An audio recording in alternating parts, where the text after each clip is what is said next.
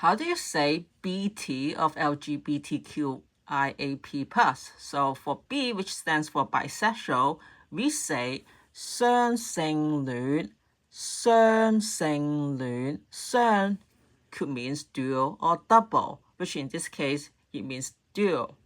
And 性 means sex, and 戀 means love. When you combine them together, you're saying someone who loves both sexes, or bisexual.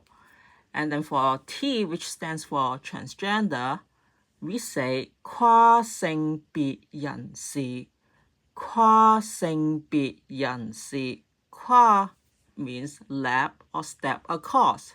And 性別, which is the formal way to say sexes. And 人士 means an individual. So when you combine them together, you're saying an individual who leapt across the sexes, or transgender. So once again, if you want to say bisexual in Cantonese, you can say 雙性戀.